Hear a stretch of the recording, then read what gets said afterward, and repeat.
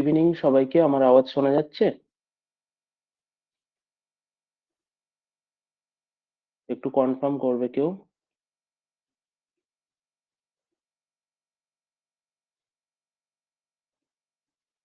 আমার আওয়াজ কি শুনতে পাচ্ছ তোমরা?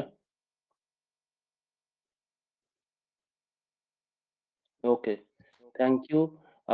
স্লাইডটা, স্ক্রিনটা দেখা যাচ্ছে তো?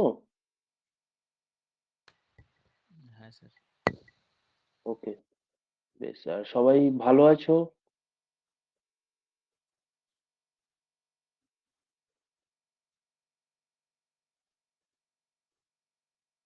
ওকে, চলো।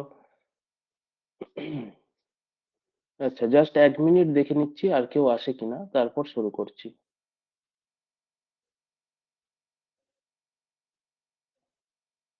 আচ্ছা, আগের দিন আমরা কি কি পড়েছিলাম? আগের দিন আমরা পড়েছিলাম রিসার্চের সোর্স কি হবে, অর্থাৎ রিসার্চের প্রবলেম কোত্থেকে আসে এবং সেটা কোথায় গিয়ে শেষ হয়, কোথায় গিয়ে রিসার্চটা সম্পূর্ণ হয়। তারপর পড়েছিলাম রিসার্চের কনসেপ্ট, তার ক্যারেক্টারিস্টিক্স, স্টেপ, কি কি টাইপস হতে পারে রিসার্চের, এবং সেখান থেকে আমরা পড়েছিলাম fundamental research, applied research, action research. তো এগুলো আমরা পড়েছিলাম। আজকে আমরা পড়বো বলেছিলাম মেথড অনুযায়ী রিসার্চকে যে 3 ভাগে ভাগ করা যায় বলেছিলাম। একটা হচ্ছে হিস্টোরিক্যাল রিসার্চ, একটা ডেসক্রিপটিভ রিসার্চ, এবং আরেকটা এক্সপেরিমেন্টাল রিসার্চ। তো আমরা প্রথমে হিস্টোরিক্যাল রিসার্চ দিয়ে শুরু করি। What is historical research? কারো কোনো আইডিয়া আছে সম্পর্কে হিস্টোরিক্যাল রিসার্চ কি? কারো কোনো আইডিয়া আছে হিস্টোরিক্যাল রিসার্চ সম্পর্কে? একটু কারো আইডিয়া থাকলে শেয়ার করো। হিস্টোরিক্যাল রিসার্চ কি? What is historical research? Sir, গবেষণার মাধ্যমে আহ, আগে ঘটে যাওয়া কোনো জিনিসকে খুঁজে বার করা, বা সেটার মানে খুঁজে বার করা, বা সেই তথ্যটাকে আরো সম্পূর্ণ করা, সেটাকে হিস্টোরিক্যাল রিসার্চ বলে। আচ্ছা, আর কেউ কিছু? বেশ, ভেরি গুড, নিলাম। আর কেউ কিছু? হিস্টোরিক্যাল রিসার্চ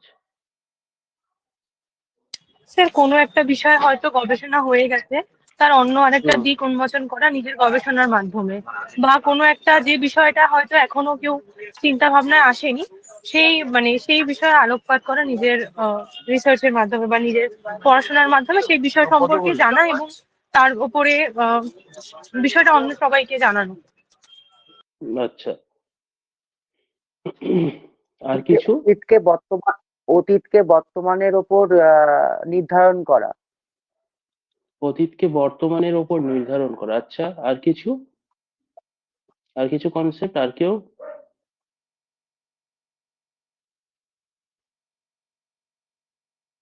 আচ্ছা, রিসার্চের কনসেপ্ট তো আমরা জেনেছি, রিসার্চ মানে কি আগের দিন আমরা পড়েছি। এখন হিস্টোরিক্যাল রিসার্চের সঙ্গে রিসার্চ তো রয়েছেই, তার সাথে হিস্ট্রি শব্দটা যুক্ত হয়েছে। এখন হিস্ট্রি কি? হিস্ট্রি কি যদি আমরা বলতে পারি, তার সাথে আমরা রিসার্চকে জুড়ে তুলেই, অর্থাৎ হিস্ট্রির সাথে যখন রিসার্চ মিশে যাবে, হিস্ট্রি নিয়ে যখন আমরা রিসার্চ করব, সেটাকেই বলা হবে হিস্টোরিক্যাল রিসার্চ, খুব সহজ কথায়। এখন তাহলে প্রশ্ন হলো, হিস্ট্রি কি? What is history? এইটুকু একটুখানি কেউ বলো, হিস্ট্রি কি?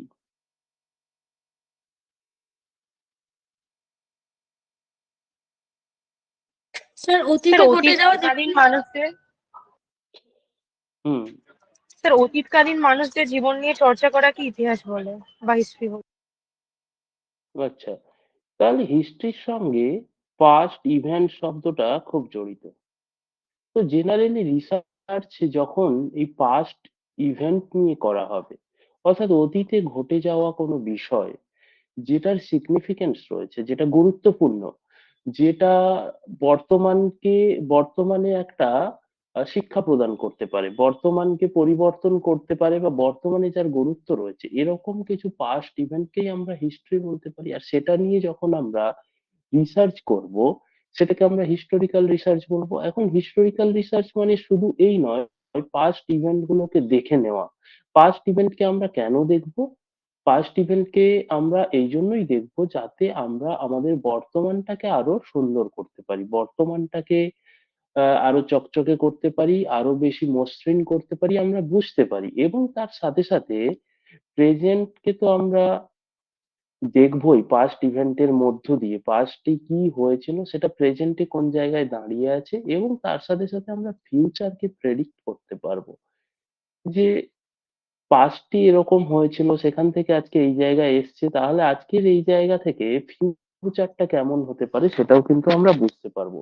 তো হিস্টোরিক্যাল রিসার্চ শুধুমাত্র পাস্ট ইভেন্টকে জানা নয়, বরং পাস্টের আসপেক্টে প্রেজেন্টকে এবং ফিউচারকে ঝকঝকে করে তোলা, প্রেজেন্ট এবং ফিউচারকে বোঝা, পাস্ট থেকে আমরা বর্তমানে শিক্ষা নেব এবং সেই শিক্ষা নিয়ে আমরা আমাদের ফিউচারকে মসৃণ করে তুলবো, ফিউচারকে গড়ে তুলতে পারবো। যে কোনো পাস্ট ইভেন্ট আমাদের লাইফেও আমরা যদি দেখি, আমরা অতীতে কি ভুল করেছি, কি ভালো করেছি, কি খারাপ করেছি, কি ক্রিয়েট করতে পেরেছি, কি পারিনি, কোনটা ব্যাড হ্যাবিট ছিল, আমরা যদি আমাদের জীবন দিয়েও দেখি, আমাদের লাইফ সাইকেলে দেখি, তাহলে লাইফ সাইকেলের পাস্ট ইভেন্ট নিয়ে যখন আমরা চর্চা করছি, হ্যাঁ, বেশিরভাগ জন পাস্ট ইভেন্ট নিয়ে চর্চা করে শুধুমাত্র আফসোস করে, ডিপ্রেশনে যায়, অ্যাংজাইটিতে ভোগে যে আমি অতীতে এই ভুলটা করেছি, এটা না করলে ভালো হতো। কিংবা কেউ পাস্ট ইভেন্ট নিয়ে তার পাস্টে কিছু ভালো করেছে, যেরকম পাস্টে আমি ছ বলে ছটা ছয় মেরেছিলাম, আহা কি সুন্দর দিন ছিল,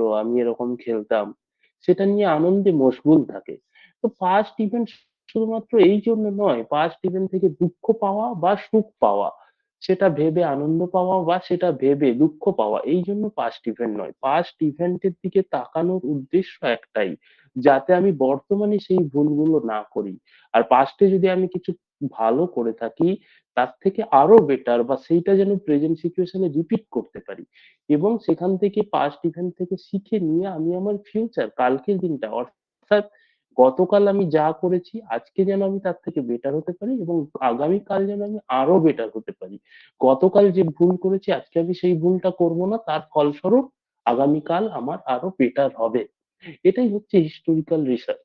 হিস্টোরিক্যাল রিসার্চ বলতে পাস্টের কতগুলো ইভেন্ট, তার ক্রোনোলজি সম্পর্কে জানা, তার সিকোয়েন্স সম্পর্কে জানা, সেটা কিভাবে ঘটেছিল অ্যানালাইজ করা, ডেসক্রাইব করা, এবং বর্তমানটাকে বোঝা এবং ফিউচারের প্ল্যানিং করতে পারা। তাহলে কি, পাস্ট ইভেন্টকে আমরা কি করব, অ্যানালাইজ করব। পাস্ট ইভেন্টকে অ্যানালাইজ করার মধ্য দিয়ে আমরা কি করব, প্রেজেন্টকে আন্ডারস্ট্যান্ডিং করব, প্রেজেন্ট সিচুয়েশনকে বুঝবো, এবং ফিউচারকে কি করব, প্ল্যানিং করব। তাহলে অ্যানালাইজ, আন্ডারস্ট্যান্ডিং এন্ড প্ল্যানিং। পাস্টকে অ্যানালাইজ করতে হয়, প্রেজেন্টকে আন্ডারস্ট্যান্ড করতে হয়, এবং ফিউচারকে প্ল্যানিং করতে হয়। তো এটাই মূলত সমস্ত ক্ষেত্রে আমরা নিজেদের লাইফ সাইকেল দিয়ে দেখলেও তা, আমরা যদি সমাজের সমাজের কিভাবে উত্থান হয়েছে, তার পাস্টে সমাজ কিভাবে চলতো, কিভাবে রাজা রাজারা সমাজ চালিয়েছেন, শাসন করেছেন, আমরা যদি রাজনীতিতে ঢুকি সেখানেও পাস্ট রয়েছে, সমস্ত জায়গায় নিজেদের জীবনের অতীত রয়েছে, সমাজের অতীত রয়েছে, রাজনীতির অতীত অতীত রয়েছে, অর্থনীতির অতীত রয়েছে। সবকিছুর অতীতটাকে আমরা অ্যানালাইজ করতে পারি, আমাদের কাছে সুযোগ রয়েছে, আমরা যে ডেটা পাবো অতীতের, সেগুলোকে অ্যানালাইজ করে আমরা বর্তমানটাকে বোঝার চেষ্টা করব, প্রেজেন্ট সিচুয়েশনটাকে বোঝার চেষ্টা করব, এবং সাথে সাথে আমরা ফিউচারকে সেই মতো করে প্ল্যানিং করতে পারবো। তো এটাই হিস্টোরিক্যাল রিসার্চ। এই হিস্টোরিক্যাল রিসার্চের বেশ কতগুলো স্টেপ রয়েছে, ইউনিক স্টেপ রয়েছে। যেরকম আমরা রিসার্চের স্টেপ পড়েছিলাম, রিসার্চের স্টেপে আমরা ফার্স্ট স্টেপ কি পড়েছিলাম, ফার্স্ট স্টেপ কি ছিল রিসার্চে, what is the first step That of research? Problem problem হ্যাঁ, Problem প্রবলেম চিহ্নিত করা। আইডেন্টিফিকেশন বা প্রবলেম ফর্মুলেশন, অর্থাৎ প্রবলেমটাকে চিহ্নিত করতে হবে, what is the problem to me, যেটার আমি সলিউশন করতে চাই। হিস্টোরিক্যাল রিসার্চেও একইভাবে ফার্স্ট স্টেপ হচ্ছে, স্টেপ ওয়ান হচ্ছে identification of research topic and formulation of problem or question. অর্থাৎ হিস্টোরিক্যাল রিসার্চেও আমি প্রথমে আমার কোশ্চেন বা প্রবলেম যেটা রয়েছে সেটাকে আইডেন্টিফাই করব, সেটাই আমার রিসার্চ প্রবলেম আর রিসার্চ টপিক, সেটাই আমার রিসার্চ টপিক হিসেবে এস্টাবলিশড হবে। আমি যখন প্রবলেমটাকে সায়েন্টিফিক্যালি সুন্দর করে স্ট্রাকচার দিতে পারবো, তখন সেটা আমার রিসার্চ টপিক হয়ে যাবে। তো it is the first step of research. Next, আমার টপিক সিলেকশন হয়ে গেল, আমি প্রবলেমটা আইডেন্টিফাই করে নিয়েছি। এবার সেই প্রবলেমের উপর নির্ভর করে আমি কি করব, ডেটা কালেকশন করব। আচ্ছা, একটা জিনিস এখানে যেটা রিসার্চে ছিল, রিসার্চে কি ছিল, হাইপোথিসিস মেকিং। তো জেনারেলি হিস্টোরিক্যাল রিসার্চে সবসময় হাইপোথিসিস করা হয় না, এটা নিয়ে বিশেষজ্ঞদের ডিবেট রয়েছে। অনেকেই বলেছেন হিস্টোরিক্যাল রিসার্চে হাইপোথিসিস প্রয়োজন, অনেকেই বলেছেন না। হিস্টোরিক্যাল যেহেতু, most of the time historical কি ধরনের রিসার্চ হয়, কোয়ালিটেটিভ না কোয়ান্টিটেটিভ?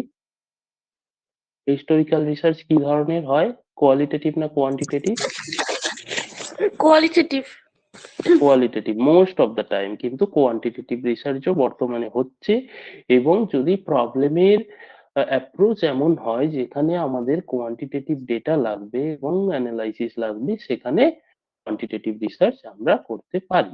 কিন্তু মোস্ট অফ দ্য টাইম, বেশিরভাগ হিস্টোরিক্যাল রিসার্চ কোয়ালিটেটিভ হয়, যেহেতু আমরা পাস্টের একটা অ্যাপ্রোচ, একটা ওপিনিয়ন, একটা ভিউজ তুলে ধরি। অর্থাৎ পাস্টের যে ডেটা গুলো পাই, সেই ডেটা গুলোকে অ্যানালাইসিস করে আমরা নিজেদের মতো করে ক্রিয়েটিভ ওয়েতে সেটাকে একটা ভিউ প্রদান করি এবং সেটাকে সেইভাবে তুলে ধরি। রিসার্চার তার মতো করে ক্রিয়েটিভ ওয়েতে লজিক্যালি তার ভিউটা এস্টাবলিশড করেন, যাতে করে আমরা ফিউচার প্ল্যান করতে পারি। এখন সেই জন্য এখানে হাইপোথিসিস মেকিং মেকিং স্টেপটা তুলে দেওয়া হয়েছে। সেই জন্য এখানে একটা জিনিস জুড়ে দেওয়া হয়েছে, অর কোশ্চেন, অর্থাৎ কোশ্চেন ফ্রেম করতে হবে। কোয়ালিটেটিভ রিসার্চে মোস্ট অফ দ্য টাইম আমরা কোশ্চেন ফর্ম করি, রিসার্চ কোশ্চেন বলে এটাকে, রিসার্চ কোশ্চেন। কোয়ান্টিটেটিভ রিসার্চে যেরকম আমরা হাইপোথেসিস ফর্মুলেশন করি, হিস্টোরিক্যাল রিসার্চে আমরা রিসার্চ কোশ্চেন ফর্ম করি। কতগুলো কোশ্চেন আমরা জিজ্ঞেস করি, সেই উত্তরগুলো খুঁজে পাওয়ার চেষ্টা করি। রিসার্চার সেই উত্তরগুলো দেওয়ার চেষ্টা করে পাস্ট ডেটার উপর বেস করে, পাস্ট ডেটার উপর ডিপেন্ড করে তিনি তার মতো করে সেই কোশ্চেনের অ্যান্সার গুলো দেওয়ার চেষ্টা করেন। তো এখানে আমরা প্রবলেম, রিসার্চ কোশ্চেন এগুলো আমরা তৈরি করব, তারপর কিন্তু আমরা চলে যাব data collection. Data collection and all literature review একসাথে দেওয়া রয়েছে। তার কারণটা আমরা এখনই জানতে পারবো। ডেটা কালেকশন আর লিটারেচার রিভিউটা একসাথে দেওয়া রয়েছে, তার কারণ হিস্টোরিক্যাল রিসার্চে দু ধরনের ডেটা সোর্স হয়, একটা হচ্ছে প্রাইমারি সোর্স, একটা সেকেন্ডারি সোর্স। এই দুটো সম্পর্কে কারণ ধারণা আছে, প্রাইমারি সোর্স কি আর সেকেন্ডারি সোর্স কি? প্রাইমারি সোর্স কি, সেকেন্ডারি সোর্স কি? Sir primary source primary source মানে বলো। প্রাইমারি সোর্স মানে যেটা আমরা ডিরেক্টলি মানে ধরুন এপিক্স এর ক্ষেত্রে আমি যদি এপিক্সটা পড়ি তাহলে ওটা হুম, ওটা আমার প্রাইমারি সোর্স হবে। আর যদি ওটা কেউ অলরেডি অনুবাদ করে দিয়ে থাকে তার লেখা দেখে বলি তাহলে ওটা আমার সেকেন্ডারি সোর্স হবে। হ্যাঁ, অর্থাৎ direct source is called primary source, যেটা ডাইরেক্ট আমি পাচ্ছি। আমি যদি তোমার সম্পর্কে জানতে চাই, তোমাকে নিয়ে রিসার্চ করতে চাই, আমি তোমার সাথে কথা বলছি বা তোমার কোনো অটোবায়োগ্রাফি আছে সেটা আমি পড়ছি, that is called primary source. Secondary source হচ্ছে যেটা আমরা যেটাকে বলি সেকেন্ড হ্যান্ড। প্রাইমারি সোর্স হচ্ছে first hand data, direct data from the from the from from the particular individual or particular environment, যেটা ডাইরেক্টলি যুক্ত, আমি যেটা নিয়ে রিসার্চ করছি, from the topic of the research. রিসার্চের টপিকটাই আমার প্রাইমারি সোর্স, অর্থাৎ টপিকটার সঙ্গে ডাইরেক্ট যিনি যুক্ত আছেন, বা যে পরিস্থিতি যুক্ত আছে, বা যে ইনস্টিটিউশন যুক্ত আছে। আমি যদি ক্যালকাটা ইউনিভার্সিটির হিস্ট্রি নিয়ে রিসার্চ করতে চাই, আমি ক্যালকাটা ইউনিভার্সিটি ভিজিট করব। ক্যালকাটা ইউনিভার্সিটি নিয়ে যে সমস্ত ডিরেক্ট লেখা রয়েছে, ক্যালকাটা ইউনিভার্সিটির লোকজন যেগুলো লিখে গেছেন, সেগুলো আমি দেখবো। আমি মিউজিয়াম ভিজিট করবো, যেগুলো তৎকালীন সময়কার মিউজিয়াম, যেখান থেকে আমি ডাইরেক্ট সোর্স পাবো, ডাইরেক্ট আমি কিছু জানতে পারবো। সেকেন্ডারি সোর্স, আর তুমি রিসার্চ করলে ক্যালকাটা ইউনিভার্সিটিতে, আমি তোমার রিসার্চটা পড়ছি, that is called secondary source. আর এটা লিটারেচার রিভিউ বটে। তাই এখানে হিস্টোরিক্যাল রিসার্চে লিটারেচার রিভিউটা সেকেন্ডারি সোর্স হিসেবে বেশিরভাগ ক্ষেত্রে ইউজ করা হয়, বা লিটারেচার রিভিউ এক ধরনের ডেটা প্রোভাইড করে। তো এই ডেটাটা আমরা তো ডেটা কালেকশনের পয়েন্টেই আমরা সেই জন্য লিটারেচার রিভিউটা রাখতে পারি। Data collection and or literature review দুটো আলাদা হতে পারে, ডেটা কালেকশন এবং লিটারেচার রিভিউ, অথবা ডেটা কালেকশন অথবা লিটারেচার রিভিউ। তো এভাবেও আমরা লিখতে পারি। তো দুটো সোর্স থেকে আমরা ডেটা কালেক্ট করি হিস্টোরিক্যাল রিসার্চের, একটা হচ্ছে প্রাইমারি সোর্স, একটা হচ্ছে সেকেন্ডারি সোর্স। তো primary source generally direct source, first hand data. Secondary source হচ্ছে সেকেন্ড হ্যান্ড ডেটা। রবীন্দ্রনাথ সম্পর্কে আমি রিসার্চ করতে চাই, রবীন্দ্রনাথের অটোবায়োগ্রাফি পড়লাম, আমরা শান্তিনিকেতন করলাম, আমরা জোড়াসাঁকো ভিজিট করলাম, এগুলো ফার্স্ট হ্যান্ড ডেটা। আমরা কিন্তু আমরা যদি রবীন্দ্রনাথের লেখা পড়ছি, কেউ একজন লিখে গেছেন রবীন্দ্রনাথ সম্পর্কে রিসার্চ করে, সেটা পড়ছি, তো সেটা সেকেন্ড হ্যান্ড। যেরকম ফার্স্ট হ্যান্ড গাড়ি হয়, সেকেন্ড হ্যান্ড গাড়ি হয়, আমরা নতুন শোরুম থেকে কিনছি, তার আগে কেউ চালায়নি সেটা, তো সেটা ফার্স্ট হ্যান্ড কার। সেকেন্ড হ্যান্ড একজন চালিয়েছেন, কিছুদিন পরে তিনি বিক্রি করে দিচ্ছেন, সেকেন্ড হ্যান্ড কার। সেরকমই first hand data, second hand data, primary source, secondary source. তো সেই ডেটাগুলো আমরা লিটারেচার রিভিউ থেকেও পেতে পারি। সেই জন্যই বলা হয়েছে data collection and on literature review. Next, আমার যখন ডেটা পেয়ে যাব, আমরা ডেটা গুলো কালেকশন করে নেব। নেক্সট হচ্ছে evaluation of the material. Evaluation of the material মানে ডেটা কালেকশন করার জন্য আমি কিছু ম্যাটেরিয়াল ব্যবহার করব। অর্থাৎ জেনারেলি আমরা পাস্টের জিনিস, তো অতীতের জিনিস, অতীতের জিনিস নিয়ে সবসময় সংশয় থেকে যায়, ডাউট থেকে যায়। অর্থাৎ কি ডাউট থেকে যায়, যে আমি যে জিনিসটা পেয়েছি আদেও কি এটা অথেন্টিক, আদেও কি এটা ভ্যালিড, আদেও এর কন্টেন্টটা কি ঠিকঠাক সেই সময়কার, এর কন্টেন্টটার মধ্যে কি কোনো ফ্রডনেস আছে। যেরকম জাল নোট হয়, অরিজিনাল নোট, জাল নোট, যেহেতু অন্য কেউ সেটাকে ছাপিয়েছে, প্রাচীনকালের জিনিস, সেটা সম্পর্কে আমাদের জেনুইন সম্পর্কে একটা ডাউট থেকে যায়। তো এভালুয়েশন অফ দ্য ম্যাটেরিয়াল মানে আমি যেখান থেকে ডেটাটা নিচ্ছি সেই ম্যাটেরিয়ালটার আমি একটু ক্রিটিসিজম করে নেবো, সেই ম্যাটেরিয়ালটা একটু এভালুয়েট করে নেবো, ম্যাটেরিয়ালটা ঠিকঠাক নাকি। সেখানে দু ধরনের ক্রিটিসিজম হয় বা দু ধরনের জাজমেন্ট হয়, দু ধরনের এভালুয়েশন। একটা কি একটা হচ্ছে এক্সটার্নাল এভালুয়েশন, আর একটা হচ্ছে ইন্টারনাল এভালুয়েশন। এখন এই এক্সটার্নাল এভালুয়েশন আর ইন্টারনাল এভালুয়েশন কি? এক্সটার্নাল এভালুয়েশন হচ্ছে, কেউ বলতে পারবে ইন্টারনাল আর এক্সটার্নাল এভালুয়েশন কি? একটা বাহ্যিক, একটা হচ্ছে আভ্যন্তরীণ। হ্যাঁ, মানে মানে একটা বাইরে থেকে মানে বাইরের বিষয়, মানে এক্সটার্নাল হচ্ছে একটা বাইরে থেকে জিনিসটাকে ক্রিটিসাইজ করা হচ্ছে, আর একটা ভেতরের সোর্স দিয়ে ক্রিটিসাইজ করা হচ্ছে, বাইরের সোর্স দিয়ে ক্রিটিসাইজ করা হচ্ছে। এক্সটার্নাল ক্রিটিসিজম মানে যেখানে আমরা কি দেখি, যেখানে আমরা দেখি অথেন্টিসিটি, অথেন্টিসিটি, জেনুইননেস,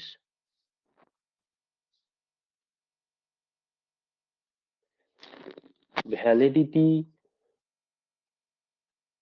কিসের? এই অথেন্টিসিটি, জেনুইননেস, ভ্যালিডিটি কিসের দেখবো?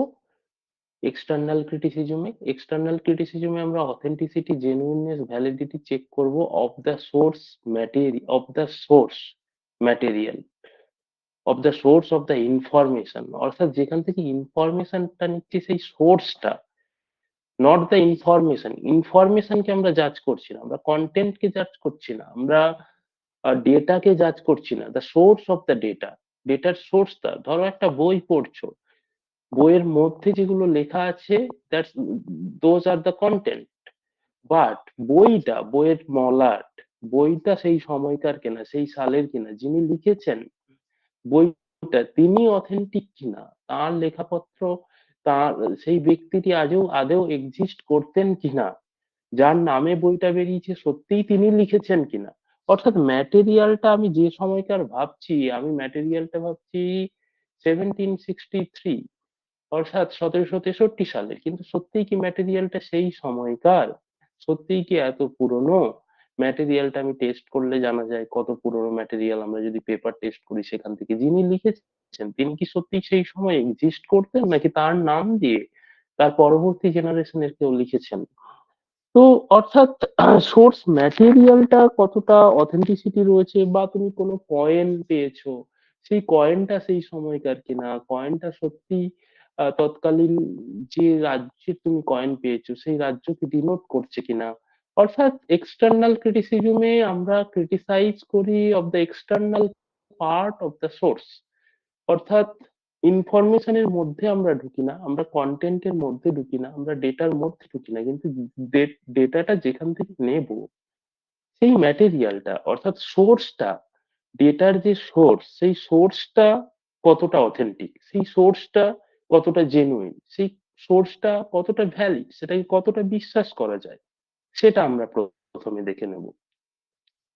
এটা হয়ে গেল এক্সটার্নাল ক্রিটিসিজম। এরপর ইন্টারনাল ক্রিটিসিজম। ইন্টারনাল ক্রিটিসিজমে আমরা কি দেখবো? ইন্টারনাল ক্রিটিসিজমে আমরা জাজ করব, ইন্টারনাল ক্রিটিসিজমে আমরা কি জাজ করব? জেনুইননেস। কিসের জেনুইননেস? ইন্টারনাল ক্রিটিসিজমে আমরা জেনুইননেস or reliability, কিসের রিলায়েবিলিটি জাজ করব?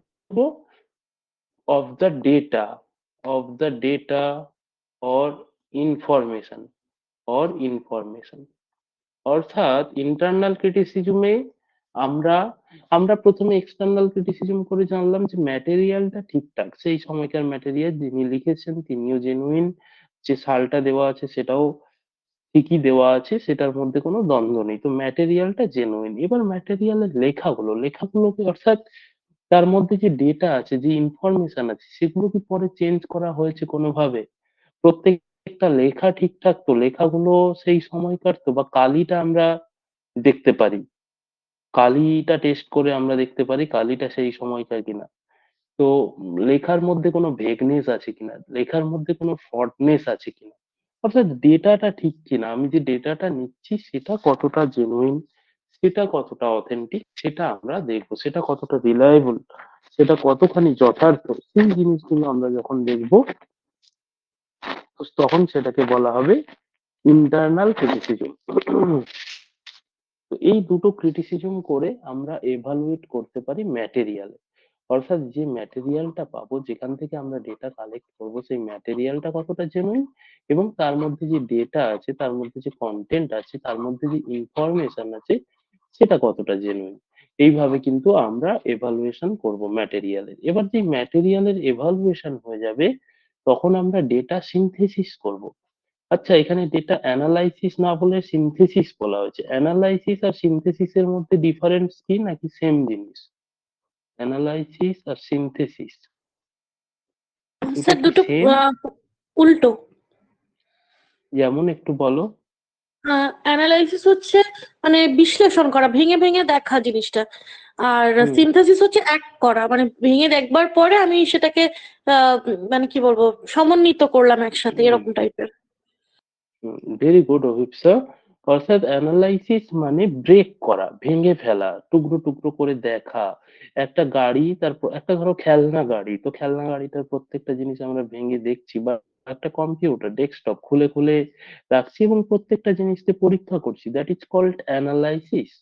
আর সিনথেসিস হচ্ছে দেখে নেওয়ার পর যে জুড়ে দেবো, সিনথেসিস মানে জোড়া, সিকোয়েন্স মেনটেন করা, একসাথে জুড়ে একটা জিনিস তৈরি করা যায়। একটা গাড়ি হয়েছে, তার প্রত্যেকটা আলাদা আলাদা ইনস্ট্রুমেন্ট, চাকা, গিয়ার, তার স্টিয়ারিং, ক্লাচ, সিট বেল্ট, সব ইঞ্জিন, সবকিছুকে আমরা জুড়লে তবে পরে একটা গাড়ি তৈরি হবে, সেটাকেই বলা হচ্ছে সিনথেসিস। এখানে অ্যানালাইসিস না বলে সিনথেসিস বলার কারণ কি?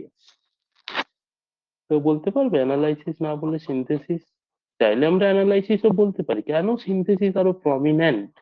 সিনথেসিস বলার কারণটা কি হিস্টোরিক্যাল রিসার্চের ক্ষেত্রে?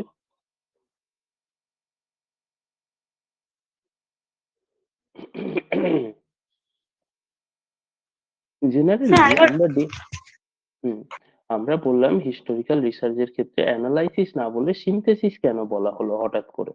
এতক্ষণ তো আমরা রিসার্চ অ্যানালাইসিস, ডেটা অ্যানালাইসিস পড়ছিলাম।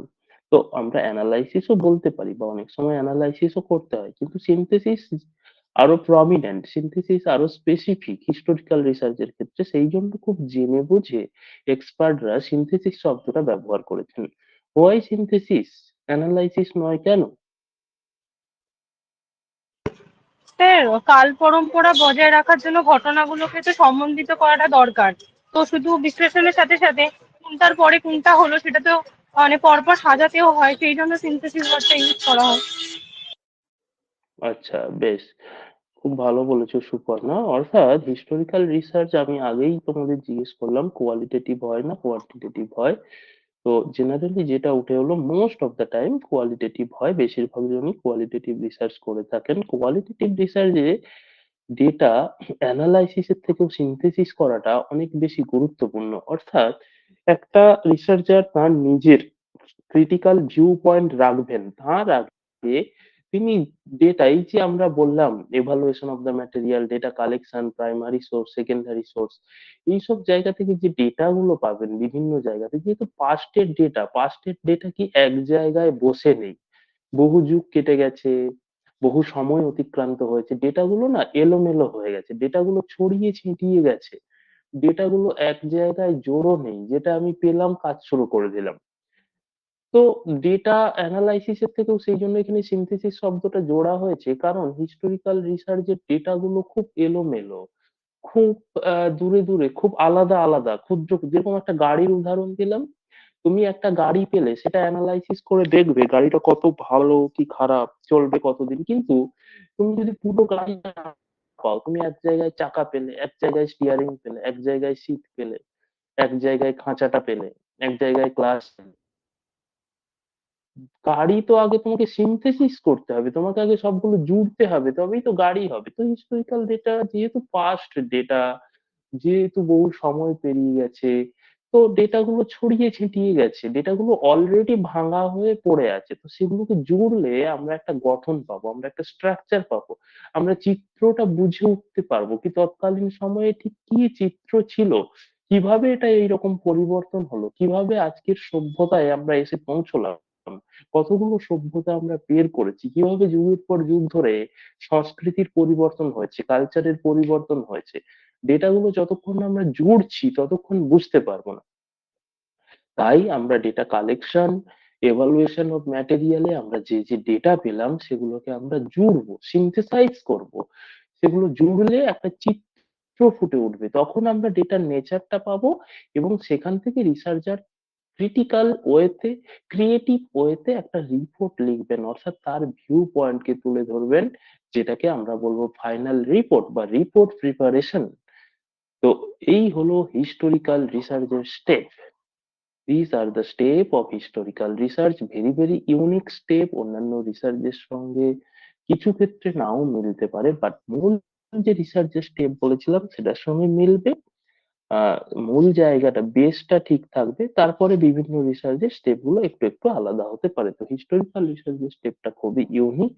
এখানে মূল যে পয়েন্ট গুলো অন্য রিসার্চে পাবো না, primary source, secondary source, external criticism, internal criticism, data synthesis, এই পয়েন্ট গুলো কিছুটা হলেও ইউনিক ওয়েতে ব্যবহার করা হয়েছে, স্পেসিফিক ওয়েতে ব্যবহার করা হয়েছে, যেটা হিস্টোরিক্যাল রিসার্চের নেচারকে ডিনোট করতে পারে, নেচারকে তুলে ধরতে পারে, নেচারকে প্রেজেন্ট করতে পারে। তো সেই জন্য বুঝে সুঝে এই শব্দগুলো ইউজ করা হয়েছে, আর কিছুই না। তো এই স্টেপটা বোঝা গেল কি সবার? Any one has any doubt? কারো কি কোনো ডাউট আছে? আচ্ছা, রিপোর্ট প্রিপারেশনটা আরেকবার বলুন। report preparation nothing but the writing of the viewpoint of researcher. Report preparation কিছুই না, সব ডেটা গুলোকে আমরা জুড়লাম, একটা গাড়ির চাকা পেয়েছিলাম, স্টিয়ারিং পেয়েছিলাম, ক্লাচ পেয়েছিলাম, সবগুলোকে জুড়ে একটা গাড়ি হলো। এবার যেই গাড়িটা তৈরি হয়ে গেল, তুমি এবার ওই গাড়ি সম্পর্কে তোমার কেমন মনে হচ্ছে, এই গাড়িটা কেমন দেখতে, ভালো লাগছে, মাইলেজ ভালো দেবে নাকি খারাপ দেবে, গাড়িটায় কিছু ত্রুটি থাকলে বলো, পরে যে গাড়িটা বানানো হবে সেটা ঠিক করে নেওয়া হবে, গাড়িটাতে কি কিছু মিসিং থেকে গেল যেটা তুমি দেখতে পাচ্ছ না, আর সেটা লাগাতে হবে। অর্থাৎ আলটিমেটলি রিসার্চার যখন ডেটা গুলোকে জুড়ে ফেললেন, একটা চিত্র ফুটে উঠলো, সেই চিত্রটা থেকে তিনি কি বুঝছেন সেটা ক্রিয়েটিভ ওয়েতে তাকে রিসার্চ করে লিখতে হবে। অর্থাৎ তিনি তার ক্রিয়েটিভ ওয়েতে, তার অভিজ্ঞতা থেকে, এই চিত্রটা থেকে বুঝে কিছু একটা বার্তা প্রদান করবেন, তবেই তার রিসার্চ রিপোর্টটা হবে। আলটিমেটলি যেটা থেসিস রিপোর্ট হয়, যেটা থেসিস লিখতে হয়, সেই লেখাটা রিসার্চার লিখবেন, সেটাকেই বলা হচ্ছে রিপোর্ট।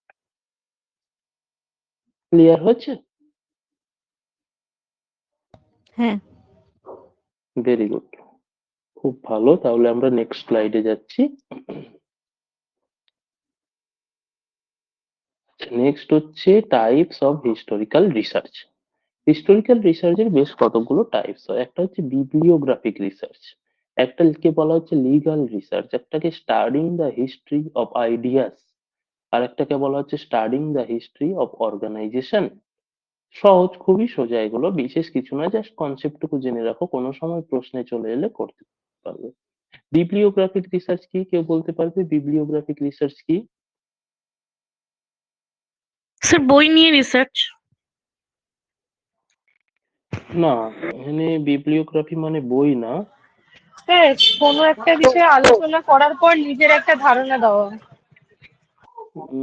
স্যার উম, স্যার সাইটেশন, যেটাকে বলে সোর্স, রেফারেন্স ওটা সোর্স, এখন আমরা বিবলিওগ্রাফি হ্যাঁ, হুম, ওটা হচ্ছে বলবো স্যার। বিবলিওগ্রাফি রেফারেন্স যেগুলো হয়। হ্যাঁ বিবলিওগ্রাফিক রিসার্চটা কি, বিবলিওগ্রাফি মানে এখানে বই নয়, বিবলিওগ্রাফির আরেকটা অর্থ হয়, একটু চিন্তা ভাবনা করো, বুঝতে পারবে।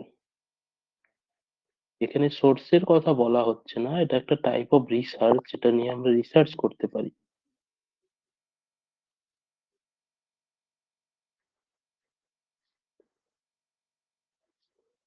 স্যার আমি কোনো একটা জিনিসের রিসার্চ করলাম, তারপরে আমার মতামতটা মানে আমি বিষয়টা খুব ভালোভাবে মানে আলোচনা করার পর মানে আমার যেটা ওপিনিয়ন সেটা রাখাটা। হুম, অ্যাকচুয়ালি এখানে তোমরা ঠিক বলেছো, বই তো বটেই। কি বই, যখন আমরা বিবলিওগ্রাফি নিয়ে রিসার্চ করব, কোনো একটা বুকস নিয়ে, সেখানে মূলত আমরা কি নিয়ে রিসার্চ করি? জীবনী নিয়ে, কারো জীবনী, কারো বায়োগ্রাফি নিয়ে আমরা রিসার্চ করি।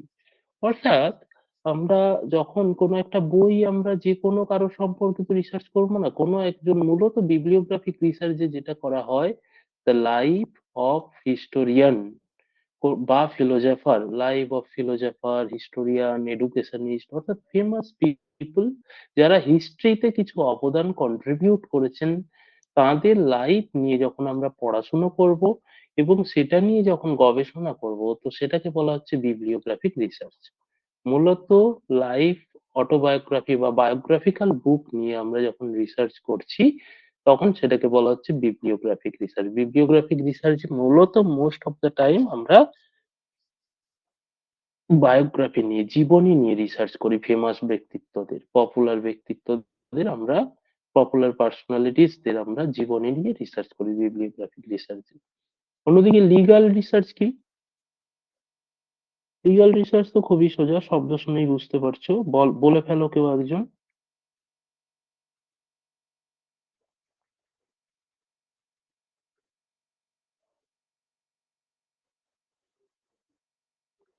লিগাল রিসার্চ কি? হিস্টোরিক্যাল রিসার্চের মধ্যে লিগাল রিসার্চ একটা পার্ট।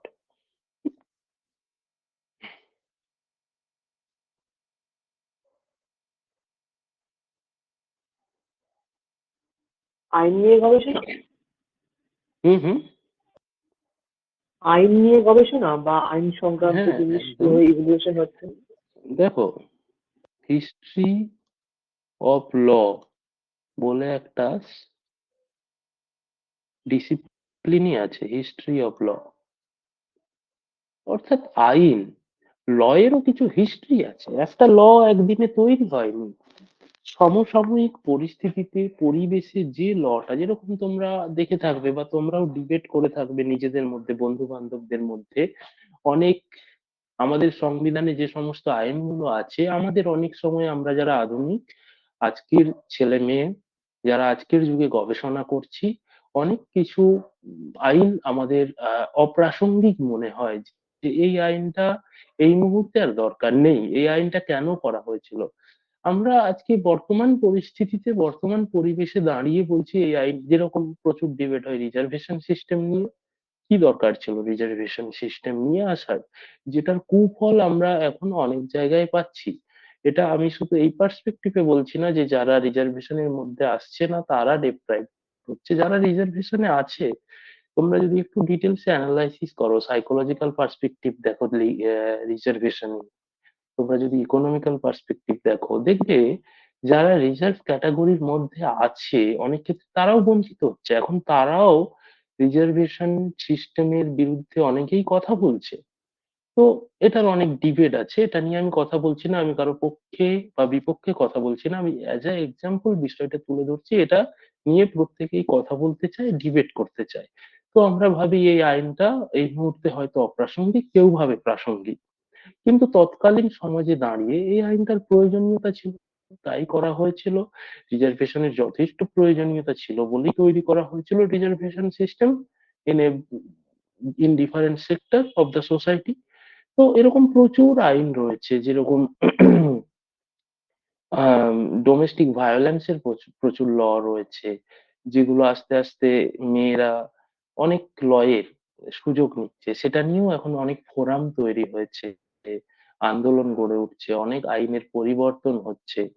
তো অ্যাকচুয়ালি আইন তৈরি হয় পরিস্থিতির উপর দাঁড়িয়ে, যখন যেরকম পরিস্থিতি সেই পরিস্থিতিকে নিয়ন্ত্রণ করার জন্য কিছু আইন তৈরি করা হয়। এখন হঠাৎ করে যদি ক্রাইম বেড়ে যায় রাতের অন্ধকারে কলকাতা শহরে, তো কলকাতা পার্টিকুলার কলকাতা সিটির জন্য একটা আইন তৈরি করে দেওয়া হবে কি রাত 11টার পর বা 10টার পর কেউ বাড়ির থেকে বেরোতে পারবে না, যে কেউ বাড়ির থেকে বেরোতে পারবে না, এটা ল করে দেওয়া হবে, আইন করে দেওয়া হবে।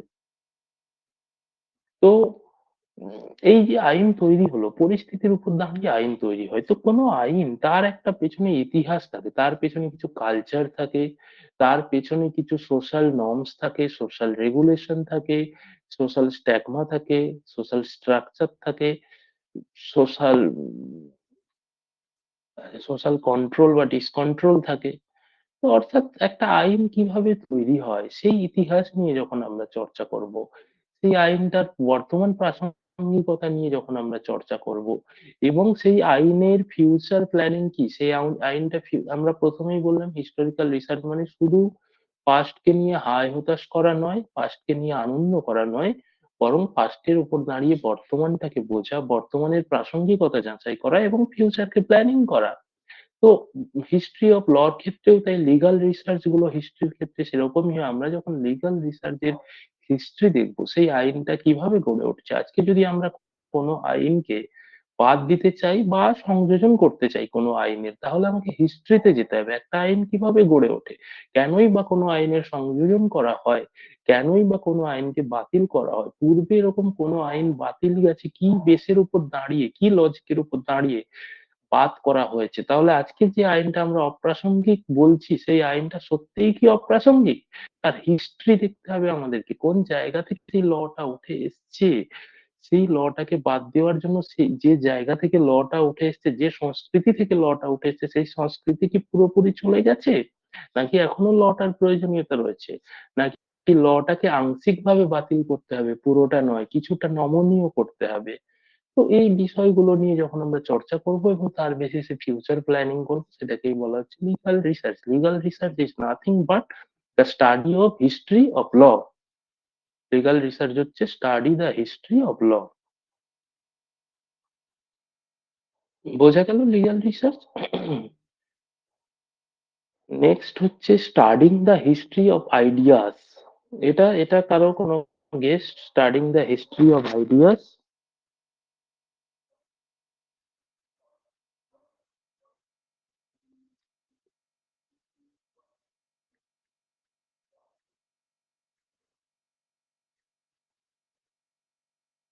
কেউ বলতে পারবে studying the history of?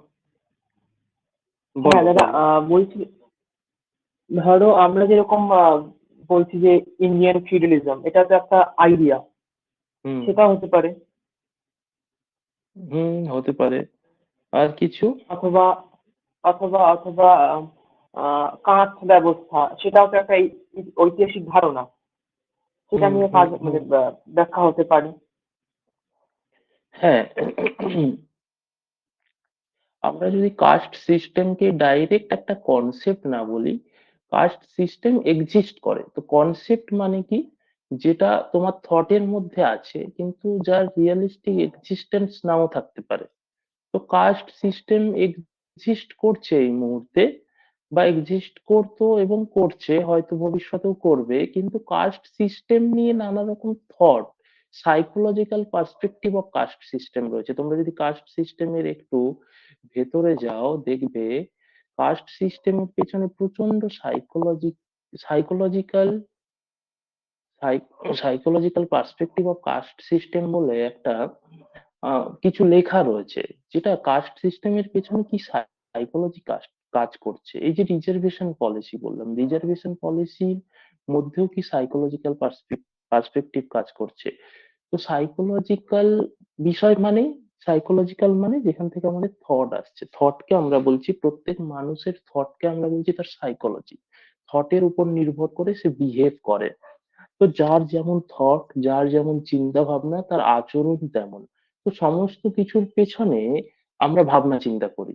Caste system রয়েছে, তার পেছনে আমরা কিছু ভাবনা চিন্তা করছি। রিজার্ভেশন সিস্টেম রয়েছে, তার পেছনে আমরা কিছু ভাবনা চিন্তা করছি। রবীন্দ্রনাথের কিছু ফিলোসফিক্যাল থট রয়েছে। রুশোর নাম শুনেছো তোমরা? রুশো একজন ফিলোসফার, যিনি চাইল্ড সেন্ট্রিক এডুকেশনের father of child centric education বলা হয় রুশোকে। তো রুশোর কিছু ধারণা রয়েছে, থট রয়েছে। তো ফিলোজফাররা বা সাইকোলজিস্টরা, মূলত ফিলোজফাররা কি করে, ফিলোজফাররা না যেটা এক্সিস্ট করে না তার বাইরে গিয়েও কিছু থটকে প্রোভাইড করে। এখন আমি তুমি কিছু একটা ভাবছি কাস্ট সিস্টেমকে, সেটা নিয়ে নিশ্চয়ই রিসার্চ হবে না, কারণ আমি তুমি এখনো এরকম কিছু করিনি যেটা নিয়ে রিসার্চ হতে পারে। এখন আমি ধরো আমি এই মুহূর্তে একজন রিসার্চার, পিএইচডি রিসার্চার। আমি আমার রিসার্চের থেসিসে কিছু একটা থট শেয়ার করলাম, আমি যে টপিক নিয়ে রিসার্চ করছি তার উপরে আমার সাইকোলজিক্যাল পার্সপেক্টিভ কি, আমার সাইকোলজিক্যাল ভিউ পয়েন্ট কি। আমি একটা থট প্রোভাইড করলাম কি এইরকম একটা বিষয় হতে পারে, যেটা এখনো মানুষ জানে না, এখনো এক্সিস্টেন্স দেখতে পাচ্ছে না, চোখের সামনে কিছু দেখতে পাচ্ছে না, যেটাকে টাচ করতে পারছে না, কিন্তু একটা আইডিয়া আমি শেয়ার করলাম। যেই আইডিয়াটা লোকের ভালো লাগলো আমার থিসিস পড়ে, বা যারা বিশেষজ্ঞ রয়েছে, রিকগনাইজড জার্নাল রয়েছে, তারা আমার থটটাকে রিকগনাইজড করলো, থটটাকে গুরুত্ব দিল, ইম্পর্টেন্স দিল, তাদের জার্নালে ছাপলো, বা একটা ভালো পাবলিকেশন থটটাকে ইম্পর্টেন্স দিল, বইতে ছাপলো। তো এই থটটা লোকের কাছে পৌঁছলো, এবার এটা নিয়ে রিসার্চ হতে পারে, লোক পড়ছে, রিকগনাইজড পাবলিশার্স রিকগনাইজ করছে, ইউনেস্কো ধরো রিকগনাইজ করলো, ইউজিসি রিকগনাইজ করলো, গভর্নমেন্ট রিকগনাইজ করলো। তো এটা একটা থট হয়ে গেল। যেরকম আমরা বললাম রুশোর কথা, রবীন্দ্রনাথের কথা, রুশো কিছু থট শেয়ার করেছেন, বা ধরো উম প্লেটো, অ্যারিস্টটল, কারণ যে কোনো ফিলোজফারকে ধরে নাও, বা ধরো এত দূরেই বা যাচ্ছি কেন, স্বামী বিবেকানন্দ, কদিন আগেই স্বামী বিবেকানন্দের জন্মদিন গেল। স্বামী বিবেকানন্দ অনেক থট শেয়ার করেছেন, যেগুলো মানুষ হয়তো এখনো বুঝতে পারছে না, আজকের এই সোসাইটিতে এসেও সেগুলো। স্বামী বিবেকানন্দ এমন কিছু কথা বলেছেন, এমন একটা সমাজ চেয়েছেন যে সমাজটা এখনো তৈরি হয়নি, হয়তো হবে ভবিষ্যতে, বা জানি না কবে হবে, কিন্তু সেইগুলো নিয়ে তো রিসার্চ চলছে। কিভাবে এরকম সমাজ আমরা পেতে পারি, স্বামী বিবেকানন্দ এই কথা কতটা বললেন, এইটা কতটা প্রাসঙ্গিক বর্তমানে তৎকালীন সময়ে দাঁড়িয়ে। 1893 সালে স্বামী বিবেকানন্দ শিকাগোতে গিয়ে কিছু বলছেন, যেটা তৎকালীন সময়ে সাড়া ফেলে দিয়েছিল। এখনো যেটা নিয়ে আমরা পড়াশোনা করছি, রিসার্চ করছি, কিন্তু সেই আইডিয়াটাকে আমরা এখনো এক্সিকিউট করতে পারছি না। সেই আইডিয়াটা দিয়ে না তো গভর্নমেন্ট চলছে, না তো আমরা ইকোনমিক্যাল ডেভেলপমেন্টে এক্সিকিউট করতে পেরেছি, না সোশ্যাল কালচারে আমরা এক্সিকিউট করতে পেরেছি। এরকম প্রচুর আইডিয়া আছে, সেই আইডিয়া গুলো নিয়ে এখনো রিসার্চ চলছে। সেটাকেই বলা হচ্ছে studying the history of ideas. অর্থাৎ সোশ্যাল, আমরা সোসাইটিতে যারা আছি, আমরা প্রত্যেকেই সোশ্যাল হিউম্যান বিং, সবার সোসাইটি সম্পর্কে একটা সাইকোলজিক্যাল থট রয়েছে। কিন্তু সেই থট গুলো তুমি দিনরাত ভাবছো, প্রতিদিন জানা গেছে প্রতিদিন আমাদের ব্রেনের মধ্যে বা মনের মধ্যে 60,000 মতো, অলমোস্ট 60,000, 60,000 উপর নিচে হতে পারে, থট আসে। তো প্রত্যেকটা থট কিন্তু একটা একটা আইডিয়া। এই থট গুলোকে আমি আইডিয়া বলছি, কিন্তু এই আইডিয়াটা কখন এস্টাবলিশড হবে সত্যি সত্যিই সমাজের কাছে গুরুত্বপূর্ণ হয়ে দাঁড়াবে যখন তোমার আইডিয়াটা তুমি শেয়ার করবে এবং সেটা যারা এক্সপার্ট রয়েছেন, যারা বোঝেন, যারা এডুকেশনিস্ট রয়েছেন, তারা যখন সেটাকে রিকগনাইজড করবে এবং মানুষ যখন বুঝবে, হ্যাঁ, এই আইডিয়াটার মধ্যে কিছু একটা রয়েছে, এটা নিয়ে রিসার্চ করা যাক, সেটা আজকে বুঝবে না। আজকে তুমি একটা আইডিয়া শেয়ার করলে, আজ থেকে 10 বছর পর, 20 বছর পর, যখন, যেমন আমরা এখন বুঝছি প্রচুর, যেমন তোমরা ওশোর নাম শুনেছো হয়তো।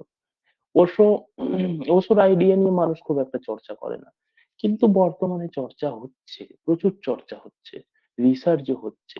তো ওশো এমন কিছু আইডিয়া দিয়ে গেছেন যেগুলো তৎকালীন সময় না তো এক্সিস্ট করতো, এখন মানুষ ধীরে ধীরে ফলো করছে, একটু একটু করে ফলো করা শুরু করছে। মানুষ চাইছে এক্সিকিউট হোক, এতে লাইফ অনেকটা ইজি হচ্ছে।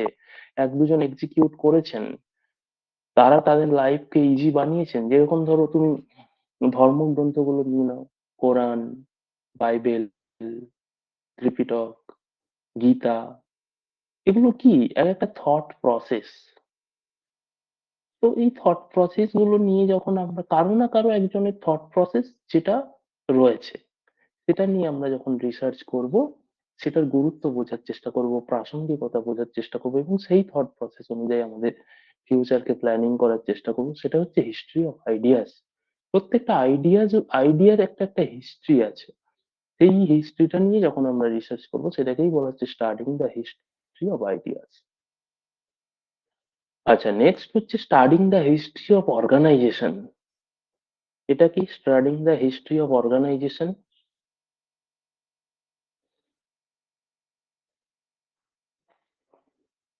কোন সংস্থার ইতিহাস এটা তো কি ছিল? একদম, এটা তো খুবই ইজি, এটাতে লেখাই আছে studying the history of ideas, history of organisation. প্রত্যেকটা অর্গানাইজেশনের আজকে হিস্টোরিক্যাল ইউনিভার্সিটি, ক্যালকাটা ইউনিভার্সিটি, সেই অর্গানাইজেশনের একটা পাস হিস্ট্রি আছে। আমি প্রথমে হিস্টোরিক্যাল রিসার্চ পড়াতে গিয়ে এক্সাম্পল দিয়েছিলাম ক্যালকাটা ইউনিভার্সিটির। এরকম প্রচুর, নালন্দা বিশ্ববিদ্যালয়, তক্ষশিলা বিশ্ববিদ্যালয়, প্রত্যেকটা প্রত্যেকটা এক একটা অর্গানাইজেশন এবং তাদের হিস্ট্রি আছে, সেখান থেকে আমরা অনেক কিছু শিখতে পারি, তাদের হিস্টোরিক্যাল ইম্পর্টেন্সও আছে এবং সেগুলো নিয়ে রিসার্চ চলছে এই ফিল্ডে, studying the history of organisation. এটা নিয়ে প্রচুর রিসার্চ চলছে, এটা আর বলার কিছু নেই, এটা প্রত্যেকেই বুঝতে পেরেছো। প্রত্যেকটা অর্গানাইজেশন, সে যে কোনো ধরনের অর্গানাইজেশন হতে পারে। আজকে আজকে টাটার অর্গানাইজেশন নিয়ে, টিসিএস নিয়ে রিসার্চ হয়, আজকে রিলায়েন্স নিয়ে রিসার্চ হয়, তো হতে পারে এডুকেশনাল অর্গানাইজেশন হতে পারে, কর্পোরেট অর্গানাইজেশন হতে পারে, রিলিজিয়াস অর্গানাইজেশন হতে পারে। আজকে প্রাচীন কোনো একটা মন্দির যেগুলো, সেগুলো নিয়ে রিসার্চ হচ্ছে, প্রাচীন যেগুলো মসজিদ, যেগুলো চার্চ, সেগুলো নিয়েও রিসার্চ হচ্ছে, তাদেরও এডুকেশনাল ইম্পর্টেন্স রয়েছে। তো বিভিন্ন মিশন নিয়ে রিসার্চ হচ্ছে, বেলুড় মঠ নিয়ে রিসার্চ হচ্ছে। তো এগুলো নিয়ে রিসার্চ চলছে, রামকৃষ্ণ মিশন গুলো নিয়ে রিসার্চ হচ্ছে। তো এই যে অর্গানাইজেশন নিয়ে যে রিসার্চ গুলো হচ্ছে, তাদের হিস্ট্রি জানার চেষ্টা হচ্ছে, এগুলোকেই বলা হচ্ছে studying the history of organisation. আচ্ছা, মোটামুটি বোঝা গেল কি হিস্টোরিক্যাল রিসার্চ টাইপস গুলো? ক্লিয়ার হচ্ছে তো কনসেপ্ট গুলো?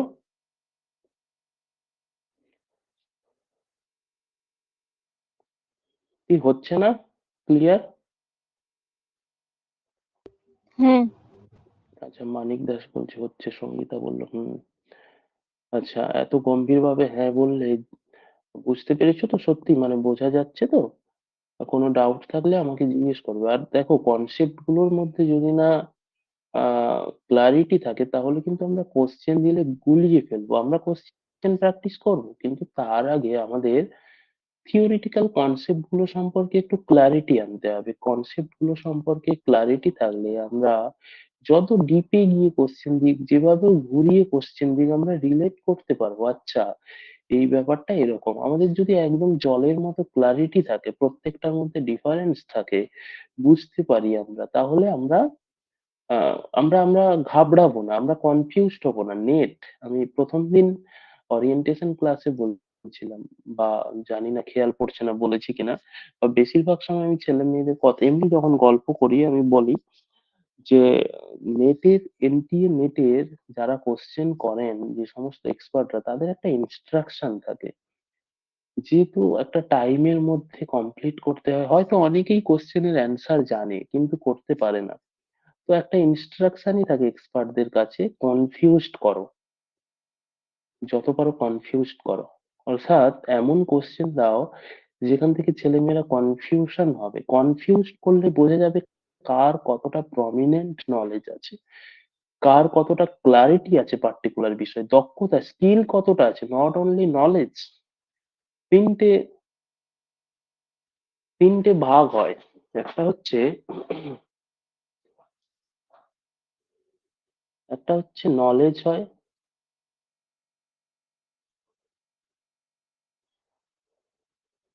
নলেজের পর আসে মেটা নলেজ, বা এটাকে মেটা নলেজ না বলে উইজডম বলতে পারি।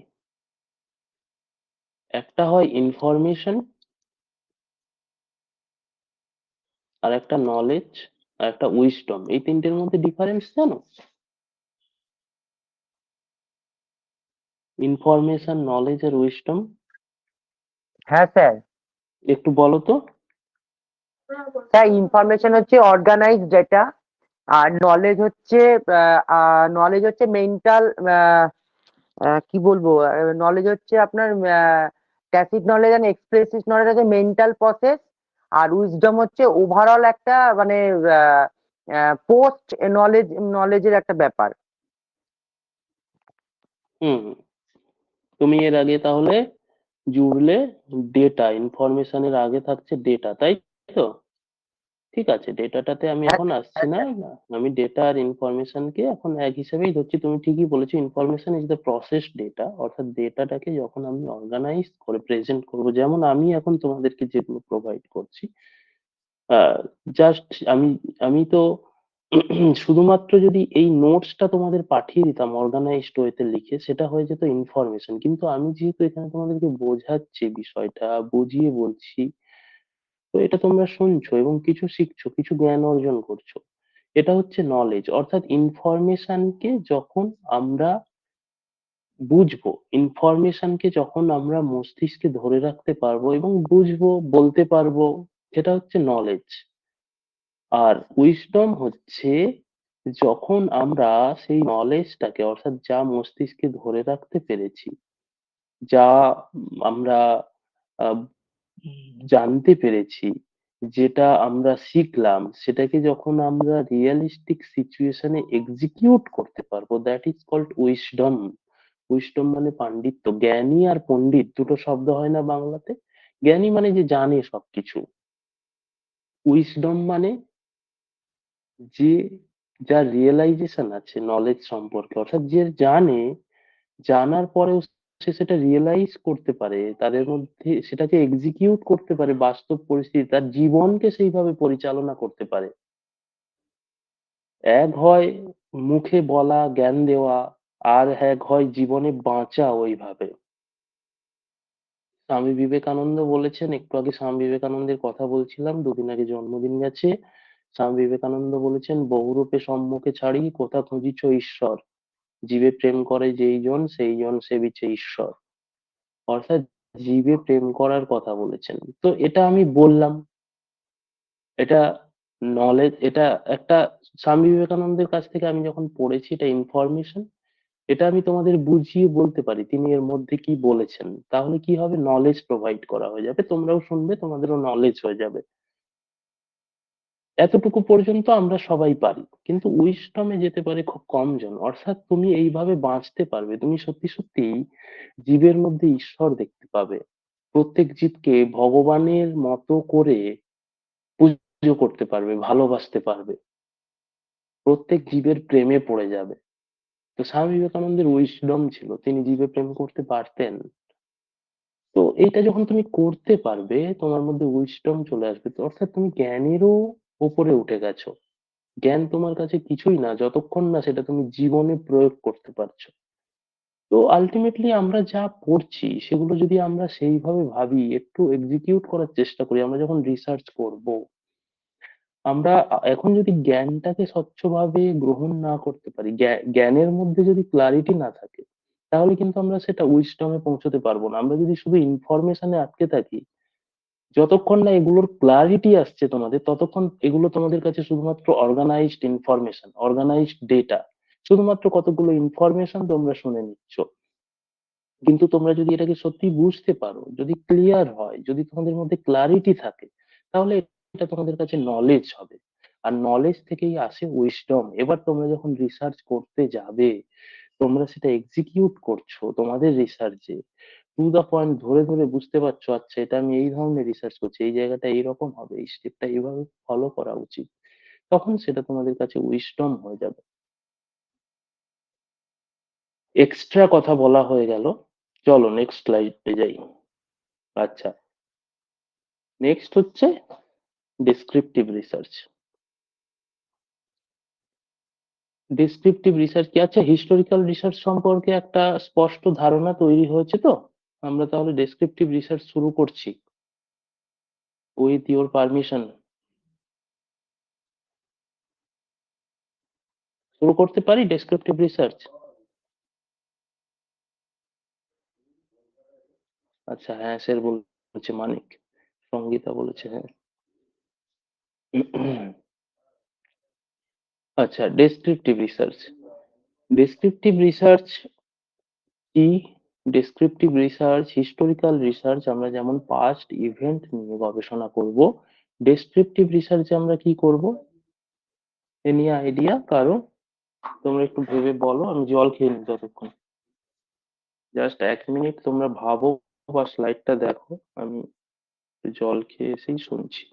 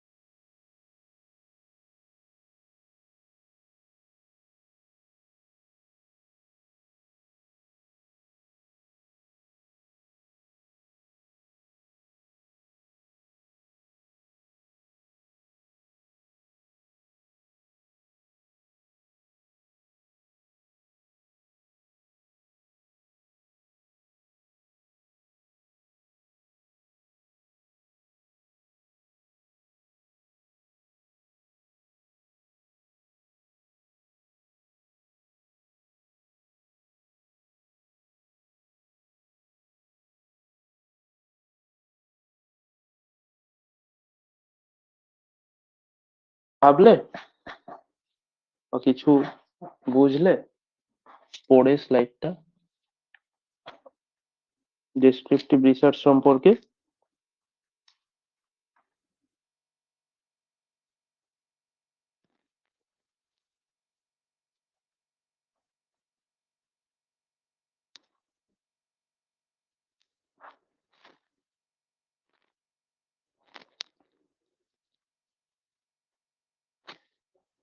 আচ্ছা, আমি বলছি তাহলে। ডেসক্রিপটিভ রিসার্চ, হিস্টোরিক্যাল রিসার্চ মূলত কি বিষয় নিয়ে আলোচনা করতো? পাস্ট ইভেন্ট নিয়ে, যেটার অতীতে অস্তিত্ব ছিল, সেটা নিয়ে হিস্টোরিক্যাল রিসার্চ গবেষণা করতে চায়। ডেসক্রিপটিভ ডেসক্রিপটিভ রিসার্চ মূলত যেটা প্রেজেন্টে এক্সিস্ট করছে সেটা নিয়ে গবেষণা করতে চায়। প্রেজেন্ট সিচুয়েশনে, কারেন্ট সিচুয়েশনে এক্সিস্টিং কোনো ফিনোমেনা, এক্সিস্টিং কোনো ইনসিডেন্ট, এক্সিস্টিং কোনো বিষয়, কোনো ইন্ডিভিজুয়াল, এক্সিস্টিং কোনো সাবজেক্ট যেটা বর্তমানে চলছে, ইম্পর্টেন্ট খুব, সেটার উপর রিসার্চ করতে চায় ডেসক্রিপটিভ রিসার্চ। ডেসক্রিপটিভ রিসার্চের কাজই হলো ডেসক্রাইব করা, অ্যানালাইসিস করা, সিনথেসিস করা কি সমস্ত বিষয়, যে বিষয়গুলো প্রেজেন্ট সিচুয়েশনে এক্সিস্ট করছে। বলা হচ্ছে descriptive research is a type of research that is primarily concerned with describing the nature or condition in detail of the present situation। বলা হচ্ছে descriptive research মূলত এমন এক ধরনের রিসার্চ যেটার প্রধান উদ্দেশ্য হলো কিছু বিষয়ের নেচারকে ডেসক্রাইব করা, কোনো কন্ডিশনকে ডেসক্রাইব করা। সেই কন্ডিশন গুলো কি ধরনের কন্ডিশন? যেগুলো বর্তমান পরিস্থিতিতে এক্সিস্ট করছে, অর্থাৎ বর্তমান পরিস্থিতিকে ডেসক্রাইব করা। খুব সহজ কথায় ডেসক্রিপটিভ রিসার্চ কি করে? ডেসক্রাইব করে কাকে? বর্তমান পরিস্থিতিকে, বর্তমানে যেটা চলছে সেরকম পরিস্থিতিকে ডেসক্রাইব করে। বোঝা গেল ডেসক্রিপটিভ রিসার্চের সঙ্গে হিস্টোরিক্যাল রিসার্চের ডিফারেন্স। হিস্টোরিক্যাল রিসার্চ মূলত পাস্ট কে নিয়ে কনসার্ন থাকতো, ডেসক্রিপটিভ রিসার্চ কনসার্ন থাকবে প্রেজেন্ট কে নিয়ে। প্রেজেন্ট সিচুয়েশনে যেটা ঘটে চলেছে সেটাই ডেসক্রিপটিভ রিসার্চ অ্যানালাইসিস করবে, সেটাই ডেসক্রিপটিভ রিসার্চ ডেসক্রাইব করবে। এবার ডেসক্রিপটিভ রিসার্চের বেশ কতগুলো টাইপস হয়। আচ্ছা, ডেসক্রিপটিভ রিসার্চের আরেকটা গুরুত্বপূর্ণ বিষয়, ডেসক্রিপটিভ রিসার্চটা হবে ন্যাচারাল সেটিং এ। ন্যাচারাল সেটিং মানে কি? ন্যাচারাল সেটিং মানে যেহেতু বর্তমান সিচুয়েশন নিয়ে রিসার্চ করছে, সেহেতু প্রত্যেকটা ডেটা বা এই যে সোর্স ম্যাটেরিয়াল বলেছিলাম, প্রত্যেকটা স্যাম্পল বা যাকে নিয়ে রিসার্চ করা আছে সেটা একটা ন্যাচারাল, অর্থাৎ স্বাভাবিক যা সিচুয়েশন, যা পরিস্থিতি, যা তার ন্যাচারাল স্টেট। আমি যদি তোমাদের নিয়ে রিসার্চ করি, তোমাদের যে ন্যাচারাল স্টেট, তোমরা যেখানে থাকো, যেভাবে থাকো, সেটার পরিবর্তন করব না। আমি তোমাদের উপর সার্ভে করব, তোমরা যেরকম মতামত দেবে সেটাই রিসার্চে উঠে আসবে। এই রিসার্চ কোনোভাবে ফোর্স করে না, ন্যাচারাল সিস্টেমকে ডিনাই করে না। ন্যাচারাল সিস্টেমকে, অর্থাৎ ডেসক্রিপটিভ রিসার্চ ন্যাচারাল সেটিং এর উপর দাঁড়িয়েই যে কোনো বর্তমান পরিস্থিতিকে ডেসক্রাইব করে, বর্ণনা করে। সেই ন্যাচারাল সেটিং কে ডিনাই করে না, ন্যাচারাল সেটিং কে অ্যাবসেন্ট করে কোনো কিছু করার চেষ্টা করে না, ন্যাচারাল সেটিং কে হাইড করে কিছু করার চেষ্টা করে না, ন্যাচারাল সেটিং এর উপর দাঁড়িয়েই কিছু করার চেষ্টা করে, ডেসক্রাইব করার চেষ্টা করে। তার কারণ ন্যাচারাল সেটিং এর উপর দাঁড়িয়ে যদি না বর্তমান পরিস্থিতিকে তুলে ধরার চেষ্টা করা হয়, তাহলে সেটার মধ্যে জেনুইননেস থাকবে না, সেটার মধ্যে একটা ফেকনেস থাকবে। যেরকম সোশ্যাল মিডিয়া দেখে আমি যদি ডেসক্রাইব করে দেই বর্তমান পরিস্থিতিকে, সোশ্যাল মিডিয়াতে সবাই কি একটা ফেক ফেস প্রোভাইড করে, যে যেমনটা নিজেকে তার থেকে অনেক বাড়িয়ে চাড়িয়ে, অনেক বেশি ওপরে উঠিয়ে কিংবা নিচে নামিয়ে, দুটোই হয়। সোশ্যাল মিডিয়াতে খুব কম জনই আছেন যারা তাদের ন্যাচারাল স্টেটটা সোশ্যাল মিডিয়াতে তুলে ধরেন। তো আমরা যদি সোশ্যাল মিডিয়া দেখে ডেসক্রাইব করার চেষ্টা করি প্রেজেন্ট সিচুয়েশনকে, তাহলে প্রেজেন্ট সিচুয়েশনকে অন্যরকম মনে হবে। আমাকে প্রেজেন্ট সিচুয়েশনকে ডেসক্রাইব করতে হলে আমাদের ন্যাচারাল সেটিং এ যেতে হবে। যে কোনো গ্রাম নিয়ে রিসার্চ করতে হলে সেই গ্রামের ছেলেপুলেদের কাছে যেতে হবে, কোনো স্কুলের ছেলে মেয়েদের রিসার্চ করতে হলে তাদের কাছে যেতে হবে, দেখতে হবে তারা কিভাবে পড়াশোনা করছে, তাদের কাছে গিয়ে সার্ভে করতে হবে। বা তাদের অনলাইন সার্ভেও আমরা করতে পারি, কিন্তু তাদের থেকে করতে হবে। তাদের সোশ্যাল মিডিয়ায় যে পোস্ট, সেটা দেখে আমি তাদের সম্পর্কে কিছু বলতে পারি না। হ্যাঁ, সোশ্যাল মিডিয়া সম্পর্কে আমি বলতে পারি সোশ্যাল মিডিয়া দেখে, বাট আমি তাদের সম্পর্কে বলতে পারবো না। তো জেনারেলি ন্যাচারাল সেটিং এ করা হয়। তো এই ডেসক্রিপটিভ রিসার্চের কতগুলো টাইপস আছে। একটা হচ্ছে সার্ভে রিসার্চ। সার্ভে রিসার্চ তোমরা জানো, সব ধরনের সার্ভে হয়, স্কুল সার্ভে হয়, জব অ্যানালাইসিস হয়, ডকুমেন্ট অ্যানালাইসিস হয়, পাবলিক অপিনিয়ন সার্ভে হয়, সোশ্যাল সার্ভে হয়। অন্যদিকে ইন্টার রিলেশনশিপ স্টাডির মধ্যে অনেকগুলো স্টাডি আছে যেগুলো খুব ইম্পর্টেন্ট, পরীক্ষার জন্যও বটে এবং ওই যে বললাম উইজডম রিসার্চের জন্য খুব ইম্পর্টেন্ট। একটা হচ্ছে কেস স্টাডি, খুব লাগে রিসার্চে, causal comparative study, correlation and prediction study, cross cultural study, প্রত্যেকটা ইম্পর্টেন্ট। আর একটা হচ্ছে ডেভেলপমেন্টাল স্টাডি, এটা ডেসক্রিপটিভ রিসার্চের মধ্যেই থাকে। আমরা টাইম অনুযায়ী রিসার্চকে যে ভাগ করেছিলাম ডেভেলপমেন্ট অনুযায়ী, দুটো ভাগে ভাগ করেছিলাম, এই ডেভেলপমেন্টটাও ডেসক্রিপটিভ রিসার্চের মধ্যেই চলে আসে। তাই এখানে ডেসক্রিপটিভ রিসার্চের মধ্যে দেওয়া হয়েছে। একটা হচ্ছে লঙ্গিচুডিনাল স্টাডি, আর একটা হচ্ছে ক্রস সেকশনাল স্টাডি। তো এই রিসার্চ গুলো, ডেসক্রিপটিভ রিসার্চের মধ্যে এতগুলো টাইপস আছে, এই প্রত্যেকটা টাইপ সম্পর্কে কিন্তু আমরা কনসেপ্ট ক্লিয়ার করব। তো সার্ভে স্টাডি কি, এটা তো জানা উচিত, এটা আমার বলার কিছু নেই। সার্ভে স্টাডিটা একটুখানি তোমরা কি বলে দিতে পারবে আমাকে?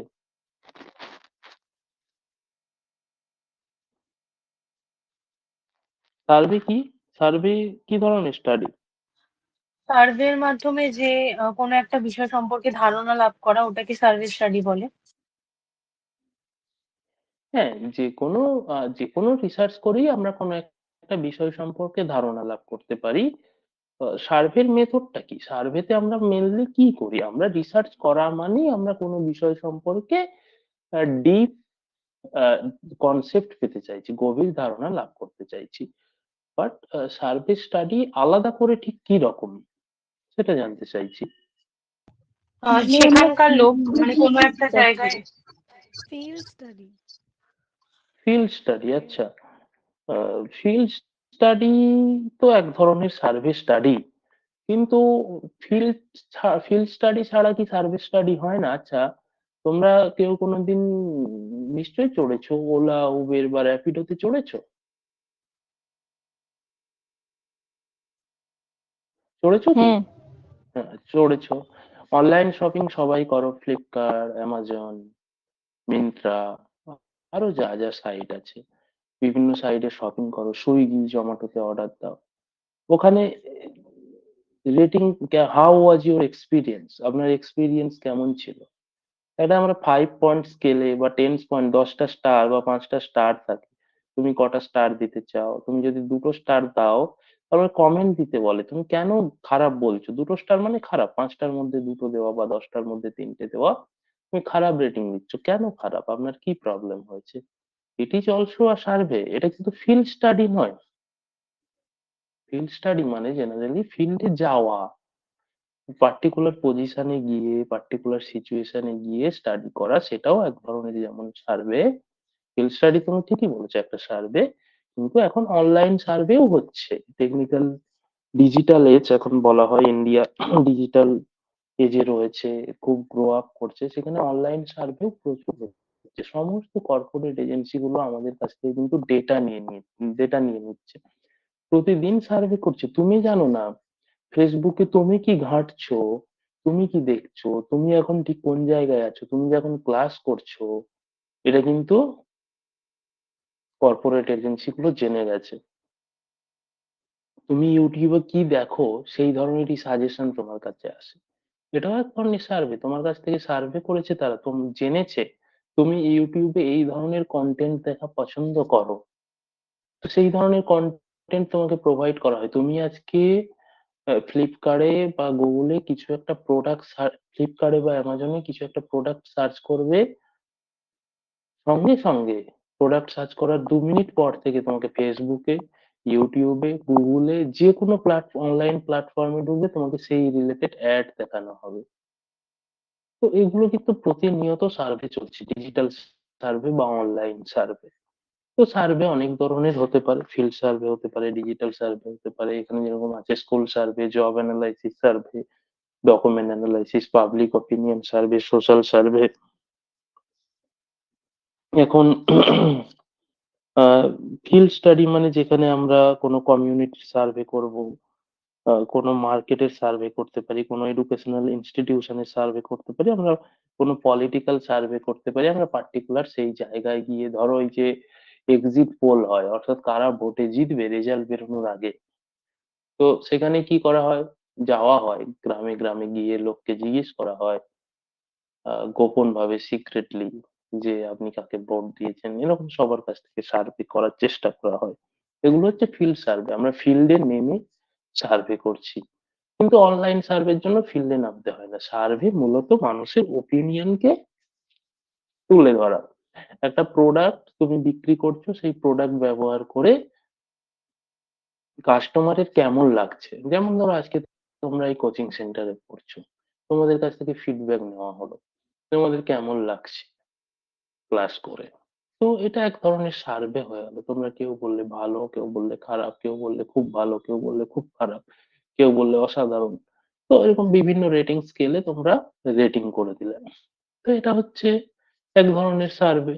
তো সার্ভে বলতে মূলত কোনো একটা বিষয় সম্পর্কে, কোনো একটা প্রোডাক্ট সম্পর্কে, কোনো একটা পরিস্থিতি সম্পর্কে জনসাধারণের মতামত হতে পারে, কোনো একটা বিষয় সম্পর্কে উম খুঁজে দেখা হতে পারে, সেই বিষয়টার পরিধি কতখানি, যেরকম জব অ্যানালাইসিস সার্ভে।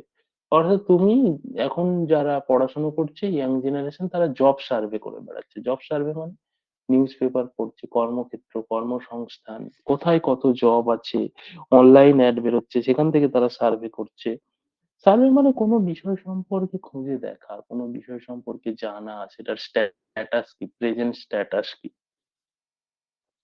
সেটাই হচ্ছে সার্ভে। স্কুল সার্ভে, স্কুলে গিয়ে সার্ভে করা, পার্টিকুলার স্কুলের কন্ডিশন, টিচারদেরকে জিজ্ঞেস করা, স্টুডেন্টদেরকে জিজ্ঞেস করা, ক্লাস কেমন হয় না হয়, টিচারদের জিজ্ঞেস করা, স্টুডেন্টরা এখানকার কেমন, রেজাল্ট কেন খারাপ হচ্ছে, গভর্নমেন্ট কিভাবে হেল্প করছে স্কুলকে। জব অ্যানালাইসিস, বিভিন্ন জব সম্পর্কে, ধরো তুমি একটা জবে জয়েন করবে, কি জবে জয়েন করবে তুমি, তুমি ধরো একটা এমএনসি কোম্পানিতে সব, আচ্ছা বাদ দাও, সফটওয়্যার এমএনসি কোম্পানি বাদ দাও, তোমরা যেহেতু এডুকেশনাল জেনারেল লাইনে আছো, তোমরা একটা কলেজে জয়েন করবে বা সিএসসি তে নাম এসছে, এবার কলেজ সিলেকশন হবে। তুমি কলেজগুলো সম্পর্কে জব অ্যানালাইসিস করছো। বা তুমি এই যে এইচএস এর পর অনার্স নেওয়ার সময় কোন সাবজেক্টে অনার্স নেবে, বা মাধ্যমিকের পর এইচএস এর সাবজেক্ট নেওয়ার সময় তুমি জব অপরচুনিটি দেখছো, কোন সাবজেক্টে পড়লে, কোন কোন সাবজেক্ট কম্বিনেশন রাখলে কি জব হতে পারে, কোন লাইনে গেলে। এই যে নেট পড়তে এসছো, তার আগে তোমরা সার্ভে করেছো নেট পড়লে কি কি হতে পারে, কি কি বেনিফিট হতে পারে, আচ্ছা এই জব গুলো কি ভালো, তার বেতন কত হতে পারে। এটা হচ্ছে জবকে অ্যানালাইসিস করা, একটা জবে আমি গেলে সেই জবটা সম্পর্কে সার্ভে করা, সেই জবটার বিভিন্ন দিক সম্পর্কে জানা, আমি কি কি পাবো সেখান থেকে, আমার বেনিফিট কতটা রয়েছে, সেটাই হচ্ছে জব সার্ভে বা জব অ্যানালাইসিস। ডকুমেন্ট অ্যানালাইসিস মানে পার্টিকুলার একটা ডকুমেন্ট কোনো একজনের, ধরো আমি তোমার ডেটা নেব, তোমার ডকুমেন্ট গুলো দেখছি, তোমার ধরো একাডেমিক রেকর্ডস চেক করবো, তোমাকে ধরো চাকরি দেবে কোনো কোম্পানি বা কোনো ইনস্টিটিউশন, তোমার ডকুমেন্ট অ্যানালাইসিস করছে, তোমার মাধ্যমিকে কেমন নাম্বার ছিল, ভাইবা দিতে গেলে যেমন করে, এইচএস এ কেমন নাম্বার ছিল, তোমার ইউজি তে কেমন নাম্বার ছিল, বিভিন্ন ইয়ারে কেমন নাম্বার ছিল, তুমি কেমন মানে স্টুডেন্ট সেটা বোঝা যায়, তোমার ডকুমেন্ট গুলো অ্যানালাইসিস করা হচ্ছে। কিংবা ধরো কোনো একটা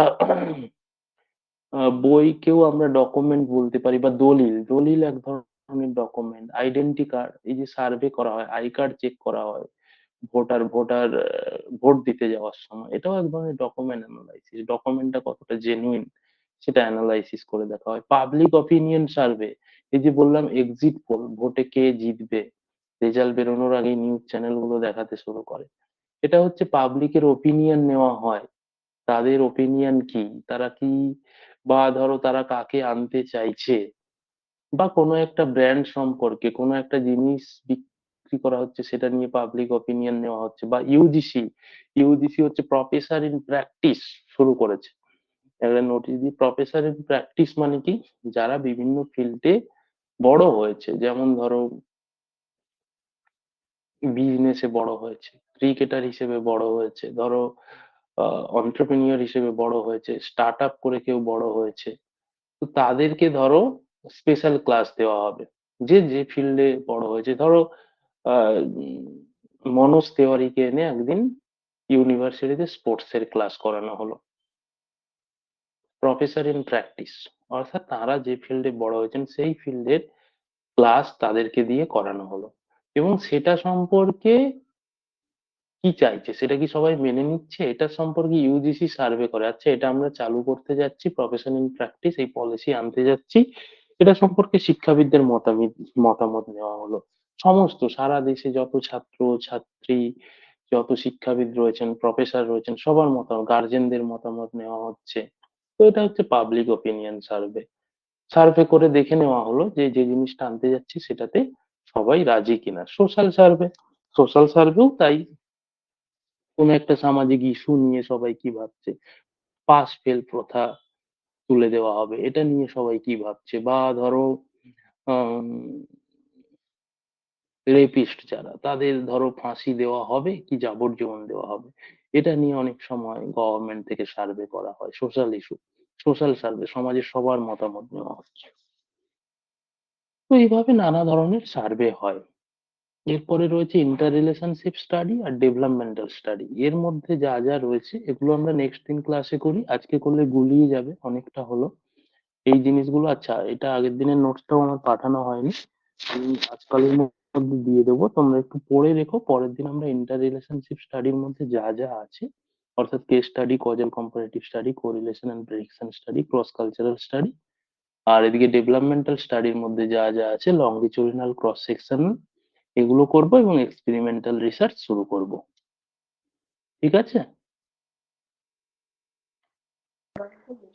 স্যার আমি না আগের দিনের ক্লাসটা আমি করতে পারিনি, সেটা আমি রেকর্ড দেখে দেখে নেবো, বুঝতে পেরেছি রেকর্ড দেখে। কোনো স্টাডি আচ্ছা, ম্যাটেরিয়াল তো আপনি আগের দিন দেননি? না না, আমি আজকালের মধ্যে আপলোড করে দেবো, ঠিক আছে? ঠিক আছে স্যার, ঠিক আছে, ঠিক আছে স্যার। হুম, ঠিক আছে। আহ, বেশ, ঠিক আছে। আর ক্লাস যা হচ্ছে তোমাদের কাছ থেকে জাস্ট আমিও একটু ফিডব্যাক নিয়ে নিই, ক্লাস যা হচ্ছে যেরকম হচ্ছে বোঝা যাচ্ছে তো, নাকি তোমাদের কোনো সাজেশন থাকলেও আমাকে বলতে পারো, স্যার একটু এইভাবে পড়ালে ভালো হয়, এরকম করলে ভালো হয়। আমি যা পড়াচ্ছি, যেভাবে পড়াচ্ছি, তোমাদের কি খুব বোরিং লাগছে, বুঝতে কি অসুবিধা হচ্ছে, নাকি বোঝা যাচ্ছে এবং ক্লাসে থাকতে ইচ্ছে হচ্ছে, অসুবিধা হচ্ছে না?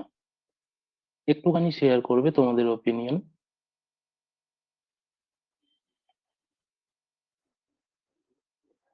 আচ্ছা, অহিপ্সা বলছে ভালো লাগছে, বেশ, বাকিরা? ভালো লাগছে, ওই এক্সাম্পল গুলো খুব রিলেটেবল, ভালো লাগছে তাই।